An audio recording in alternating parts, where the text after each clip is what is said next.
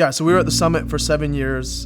It was a very transformative time for us. When we went out with Mercy Hill, we were one of kind of the initial churches that the summit had raised up and planted out. And so that was really cool, just to be a part of the Summit Collaborative in its infancy, to be part of that, from Mercy Hill standpoint. But then, I moved and planted Mercy Hill Church, served on staff there for 9 years. At the same time we were planting Mercy Hill, we had taken a trip on vacation up with my family to Prince Edward Island. And, it's where my mom's whole family is from. And what you have in that region, particularly in places like Prince Edward Island or like Nova Scotia, is you have so many people that they're not necessarily the nuns, like they're the duns, like they're done with church. And so you have people that have church somewhere in their background, but they're just kind of over it. So you have that group, but then you have a whole other group, because Halifax itself has been the second fastest growing city in Canada for like the last 3 years. I feel like that's a pretty strategic place to plant a church. And it was just pretty evident,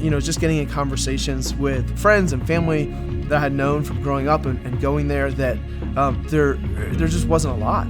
That just began to stir in my heart. It was a lot of wrestling and a lot of prayer. And, I think my wife in particular, like that initial conversation, like it was a hard no. But one of the things I love, about her and the time that we've had at Summit and Mercy Hills, is taught us to say, hey, we're not going to have a hard no. We're going to come before the Lord and we'll say, okay, Lord, like if this is what you want for us, we're going to come open-handed. And so we said, okay, Lord, our yes is on the table, and we'll go.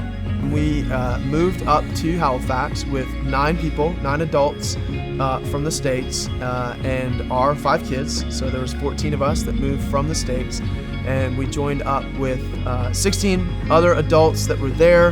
And so it's just so cool to see. Like when we look at our launch team and I stand there on a Sunday night and I look out, I'm like, only God could pull all of these people from different places together. Part of us planting in Halifax and naming our church Port City was that we didn't want to be a church that existed just for ourselves. You think about a port, like the whole point of a port is that it exports, and so we looked at Halifax and we said, hey, if we're going to make an impact, not only in Nova Scotia, but in this entire region that desperately needs the gospel, this is probably going to be the most strategic place. And so that's one way that, you could pray for us specifically, is that our hope, Lord willing, is that we establish a healthy church that can be a true sending church and raising up other healthy churches in Nova Scotia, in Prince Edward Island, in New Brunswick, in Newfoundland. And so, that's one of our big dreams, is that would God use us to be a church that exports the gospel, all over Atlantic Canada, and ultimately, across Canada and around the world as well.